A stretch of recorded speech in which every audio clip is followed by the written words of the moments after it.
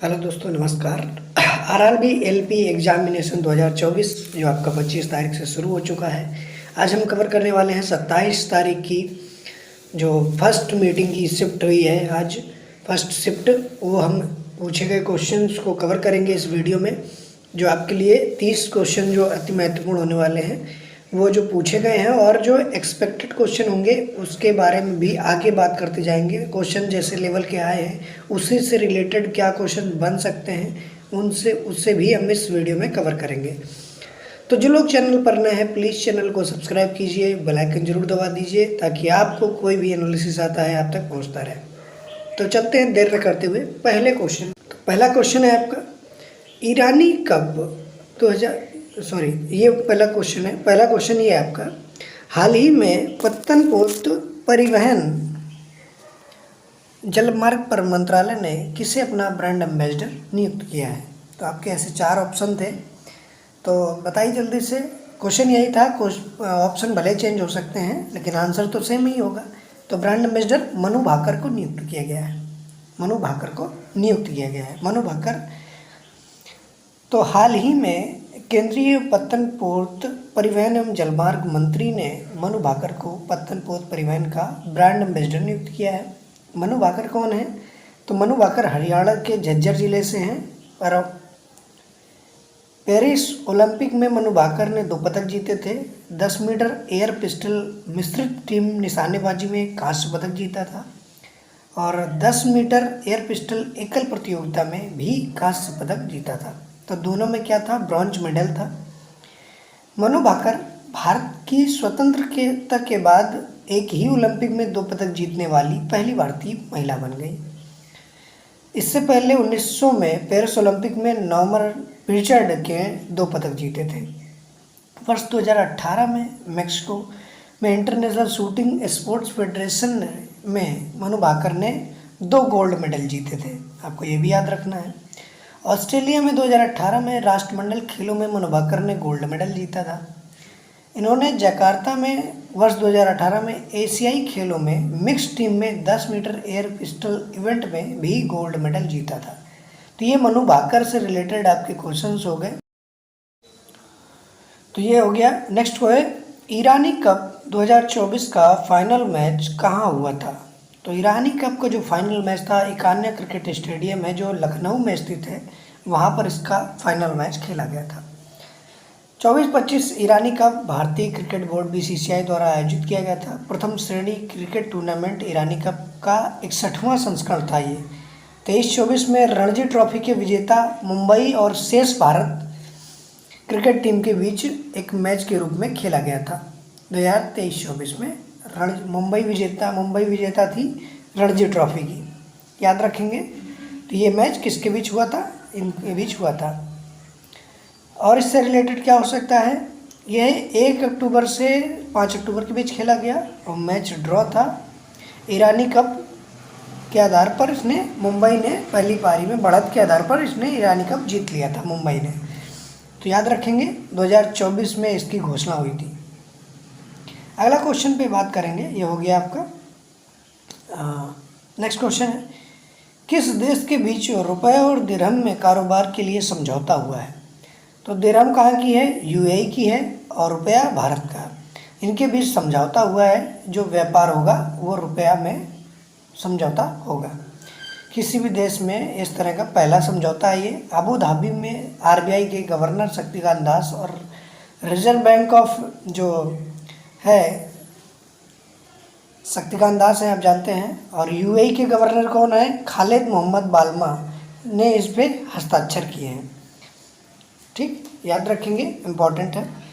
Next question है जो numerical type है, जो क्वेश्चन पूछा गया था। ये तो RBI से हो गया, करंट के क्वेश्चन है। नेक्स्ट क्वेश्चन है मास, फिजिक्स से क्वेश्चन पूछा गया है। मास द्रव्यमान दिया गया है, ग्रेविटी दी गई है और हाइट दी गई है, वर्क पूछा गया है। इसका आंसर 25 जूल आया था, है ना। 25 जूल इसका आंसर आया था। ये फार्मूला है नीचे, मास, ग्रेविटेशनल एक्सेलरेशन, हाइट 2.5 मीटर, और वेट कैलकुलेट करना था, वेट को कि वेट कितना आएगा। तो ये सारा कुछ देने के बाद में ये मास m/g 10 न्यूटन 10 मीटर पर सेकंड स्क्वायर 10 न्यूटन होता है फोर्स। और वर्क निकालना था F/h, तो 10 न्यूटन इंटू 2.5 मीटर क्या हुआ 25 जूल। तो ये आपके न्यूमेरिकल पूछे गए थे, फिजिक्स से क्वेश्चन से न्यूमेरिकल आपका पूछा गया था, याद रखेंगे। 2+2 मिनिस्ट्रियल डायलॉग किन दो देशों के बीच हुआ है? तो अभी 2+2 एक डायलॉग हुआ है भारत और अमेरिका के बीच, जिसमें प्रत्येक उच्च स्तरीय प्रतिनिधि, विदेश मंत्री और रक्षा मंत्री विभाग जो भागीदारी संकेत देती है, इनके उद्देश्य से ये बैठकें होती हैं। 2+2 उच्च स्तरीय होती हैं। ये 2024 की बायलैटरल डायलॉग्स कहा जाता है इसको, भारत और अमेरिका के बीच ये इसका आयोजन किया गया था, इसका आयोजन हुआ था। प्रत्येक के दो प्रतिनिधि होते हैं, हमारे जैसे रक्षा मंत्रालय से, विदेश मंत्रालय से, वैसे ही। बातचीत के दायरे को बढ़ाने के लिए 2+2 वार्ता भागीदारी होती है। इसमें मंत्री स्तरीय वार्ता होती है, जो सबसे पुराना है भारत के अमेरिका का। संयुक्त राज्य अमेरिका, रूस, जापान, ऑस्ट्रेलिया, ब्राज़ील के साथ भी 2+2 वार्ता आयोजित करता है। भारत की सिर्फ ब्राज़ील के साथ केवल सचिव स्तरीय वार्ता होती है, बाकी के साथ मंत्री स्तरीय होती है। संयुक्त राज्य अमेरिका पहला देश था जिसके साथ भारत ने 2+2 वार्ता शुरू की थी। उसके बाद ये बढ़ता गया कार्यक्रम। ये 5वीं संयुक्त वार्ता थी, नवंबर 2023 में नई दिल्ली में आयोजित की गई थी। तो ये करंट का क्वेश्चन है, आपके लिए इम्पोर्टेंट है। रूस में पहली बार 6 दिसंबर 2021 को नई दिल्ली में आयोजित की गई थी ये 2+2 वार्ता। ऑस्ट्रेलिया में 2023 में आयोजित हुई 20 नवंबर को। तीसरी वार्ता 2025 में आयोजित की जाएगी दिल्ली में। जापान में 2019 में नई दिल्ली में हुई, 2022 में दूसरी जो वार्ता हुई और 2024 में तीसरी होने वाली है। इम्पॉर्टेंट है, एक साल का करंट अफेयर आपके लिए अति महत्वपूर्ण होने वाला है। ब्राज़ील की बात करें तो ब्राज़ील में 2024 में होने वाला है। नेक्स्ट है, आज एक लेंस से लाइट से फिर क्वेश्चन पूछा गया। लाइट से चैप्टर बताए गए हैं, प्रीवियस वीडियो में बताया आपको लाइट से इम्पोर्टेंट चैप्टर्स है, पूछे जा रहे क्वेश्चंस।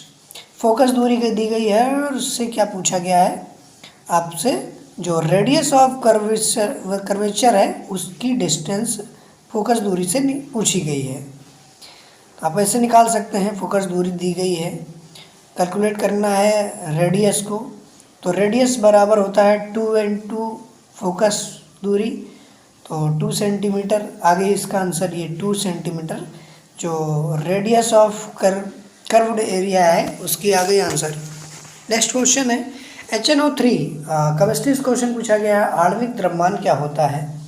तो 63 यूनिट जो आणविक द्रव्यमान होता है HNO3 का।